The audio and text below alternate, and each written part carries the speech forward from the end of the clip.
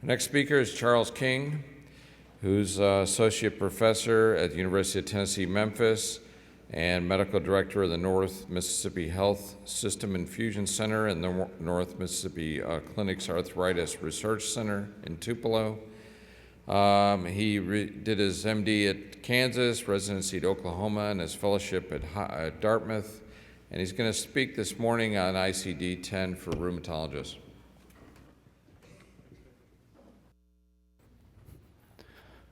That was a great talk Jack gives, which is really great for you and not really good for me. I shared the stage with Herb Baroff yesterday, so if any of you know, following those two speakers is always quite challenging. So, you've had your starter course, your amuse-bouche, you've had your entree, and now it's time for dessert. But unfortunately, this is the dessert you're going to get. I am Charles King. I have no disclosures other than to say that I am not a certified coder. If you have some questions at the end, if I cannot answer those, I'll get you the right place.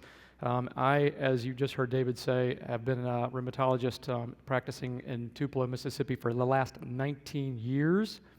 This is the largest rural health system in the United States. We have a 750-bed hospital and a community of 60,000 people.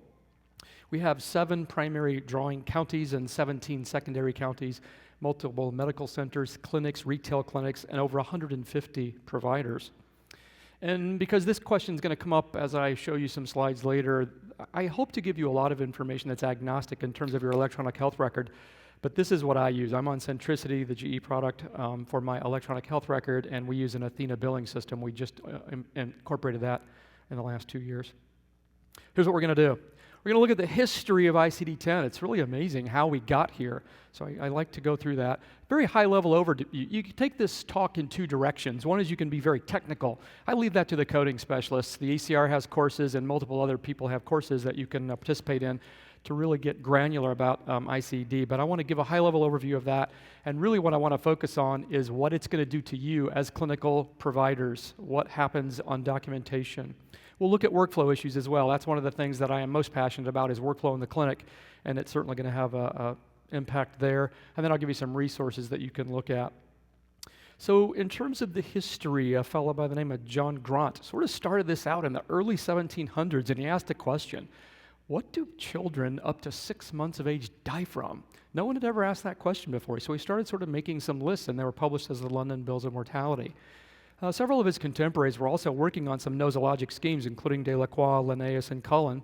And the first medical statistician is largely regarded as William Farr, who in the early 1800s published work in the annual report of the Registrar General. And I put a link here on your slides, and let me take this moment to say that the slides that are in your book are nothing like this. So follow along here. There are some good references in those slides. This is not, so if you want to copy the slides, just ask me. So the next pivotal event occurred in 1853, and that's what's really amazing about this, is this whole trajectory of ICD-10 actually started 200 years ago. So in Brussels in 1853, the International Statistical Congress asked 2 gentlemen to come up with lists of nosology of causes of death. And just like most rheumatologists, they couldn't agree on how to do it either. So they came up with 2 different schemes, and the Congress adjudicated all of that and came up with 139 items that they included in their initial list, and as you can see, it was revised 4 separate times, about every 10 years. So this is what is largely regarded as ICD-1. In 1900, the first International Congress for the revision of the International List of Causes of Death convened. 26 countries participated. There were 179 diseases reported as causes of death, and it was revised, again, about every 10 years. They had scheduling challenges just like we do. And so that's technically ICD-2, 3, 4, and 5. In 1945, the United States got involved by appointing Lowell Reed to head the Committee on Joint Causes of Death. He helped incorporate the 6th revision. And as you can see here, what happened in the 6th revision is it morphed from just causes of death to a manual about diseases, injuries, and causes of death. And that technically is ICD-6.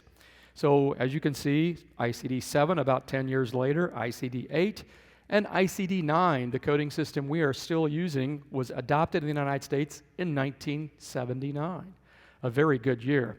If you're from the South, everyone knows about the Dukes of Hazzard. It made its premiere in 1979.